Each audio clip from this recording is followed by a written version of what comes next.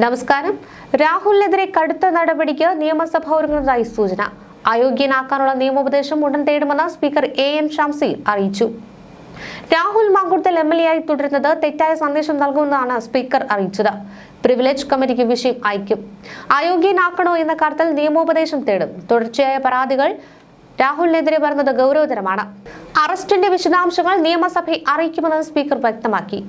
നിയമത്തിന്റെ കണ്ണിൽ MLA എന്നോ സാധാരണക്കാരെന്നോ വ്യത്യാസമില്ലെന്നും ഭരണഘടനയുടെ 14-ാം അനുച്ഛേദ പ്രകാരം എല്ലാവരും തുല്യരാണെന്നുമാണ് സ്പീക്കർ ഓർമ്മിപ്പിച്ചത്. രാഹുൽ മാങ്കൂട്ടത്തിലെ അറസ്റ്റ് ചെയ്ത വിവരം നിശ്ചിത ഫോർമാറ്റിൽ നിയമസഭയെ അറിയിച്ചിട്ടുണ്ട്.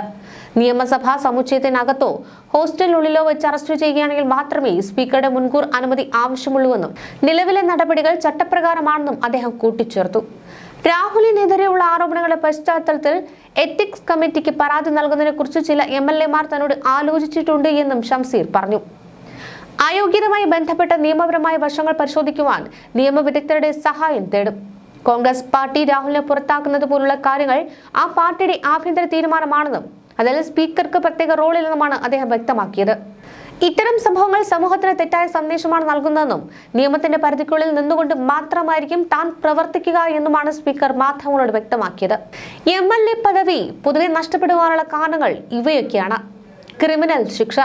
കോടതി 2 വർഷമോ അതിലധികമോ തടവ് ശിക്ഷ വിധിച്ചാൽ ജനപ്രാതിനിധ്യ നിയമപ്രകാരം അനുസരിച്ച് MLA പദവി ഉടൻ റദ്ദാക്കും. ഉദാഹരണത്തിന് 2026 ജനുവരിയിൽ ആന്റണി രാജുവിനെ ശിക്ഷിച്ചതിനെ തുടർന്ന് അയോഗ്യനാക്കിയിരുന്നു. ഇനി കൂറുമാറ്റം. രാഷ്ട്രീയ പാർട്ടി വിടുകയോ സഭയിൽ പാർട്ടിയുടെ വിപ്പിന് വിരുദ്ധമായി വോട്ട് ചെയ്യുകയോ ചെയ്താൽ ഭരണഘടനയുടെ 10-ാം ഷെഡ്യൂൾ പ്രകാരം അയോഗ്യനാക്കാം. അനധികൃത ലാഭ പദവി. കേന്ദ്ര സംസ്ഥാന സർക്കാരുകൾക്ക് കീഴിൽ ശമ്പളം ലഭിക്കുന്ന മറ്റ് ഔദ്യോഗിക പദവികൾ വഹിച്ചാൽ അയോഗ്യത വരാം. സഭയിലെ അഭാവം.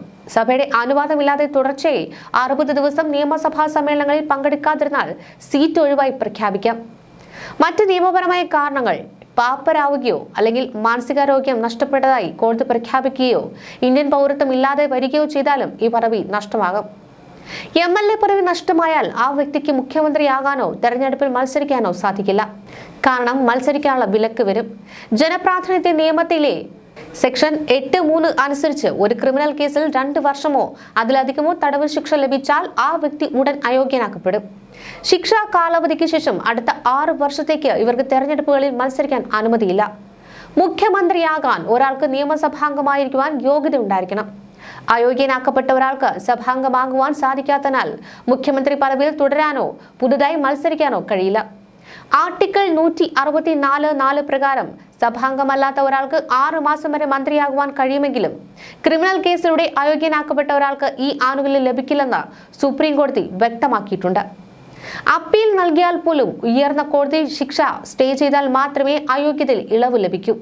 2026 ജനുവരിയിൽ കേരളത്തിലെ MLA ആയിരുന്ന ആന്റണി രാജു തെളിവ് നശിപ്പിച്ച കേസിൽ ശിക്ഷിക്കപ്പെട്ടതിനെ തുടർന്ന് അയോഗ്യനായത് ഈ ഒരു ഉദാഹരണമാണ്. ചുരുക്കത്തിൽ പറഞ്ഞാൽ ക്രിമിനൽ കേസിൽ ശിക്ഷിക്കപ്പെട്ട് അയോഗ്യത നേരിടുന്ന ഒരാൾക്ക് ആ കാലാവധി തീരുന്നതുവരെ മുഖ്യമന്ത്രി പദവിയിലേക്ക് മത്സരിക്കുവാൻ സാധിക്കില്ല.